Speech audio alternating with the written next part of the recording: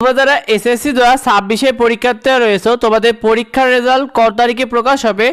শিক্ষার্থীরা দেখো, তোমাদের এসএসসি পরীক্ষার রেজাল্টের নিয়ম অনুযায়ী হলো, তোমাদের নিয়ম অনুযায়ী পরীক্ষা শেষ হওয়ার পর রেজাল্টটা কিন্তু 60 দিনের মধ্যে প্রকাশ হয়।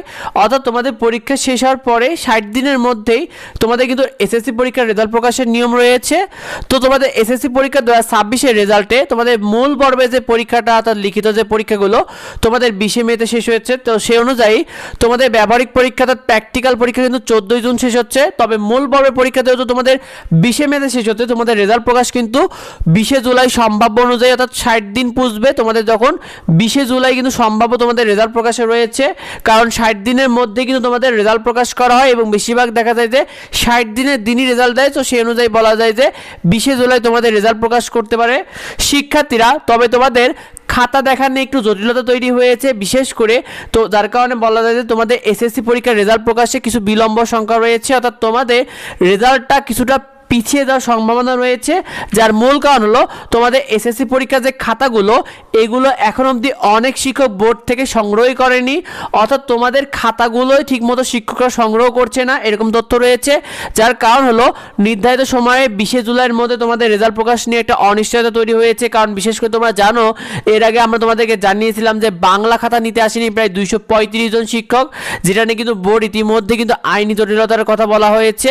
তো এইরকম যদি চলতে থাকে তাহলে কিন্তু 20 জুলাইয়ের মধ্যে তোমাদের রেজাল্ট প্রকাশ নিয়ে একটা অনিশ্চয়তা তৈরি হবে।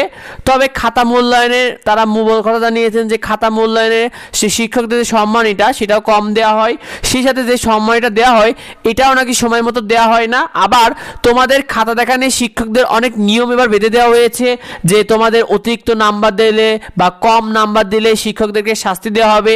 এই ধরনের অনেক নিয়ম বেঁধে দেওয়ার কারণে কিন্তু শিক্ষকরা ঠিক সময় মতো খাতা নিচ্ছে না তোমাদের।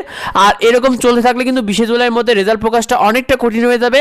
তবে তোমাদের এসএসসি পরীক্ষার রেজাল্ট নিয়ে শিক্ষামন্ত্রী ডক্টর আনমা এহসানুল হক মিলন তিনি জানিয়েছেন যে তিনি বলছেন যত দ্রুত সম্ভব 60 দিনের আগে পারলে তোমাদের রেজাল্টটা প্রকাশ করে দেবে, অর্থাৎ 20 জুলাইয়ের আগেও তিনি চান যে রেজাল্ট প্রকাশ করে দেন। এইটাই তিনি চাচ্ছেন যে 20 জুলাইয়ের আগে সম্ভব হলে কিন্তু তোমাদের তার আগেই রেজাল্ট প্রকাশ করতে চায় তিনি।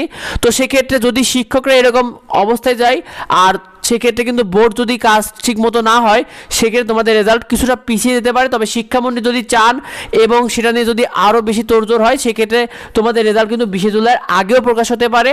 তো পরবর্তী আমরা তোমাদেরকে সেগুলো জানিয়ে দেবো, সেগুলো পেতে অবশ্যই আমার সাথে যুক্ত হও। আর তোমরা কি মনে করো বিষয়টা অবশ্যই কমেন্টে আমাদেরকে জানিও। ভিডিওটা বেশি তোমার বন্ধুদের মধ্যে শেয়ার করে দাও যাতে অন্যরা জানতে পারে। দেখা হয় পরবর্তী ভিডিওতে, পরবর্তী আপডেটে। ধন্যবাদ সবাইকে।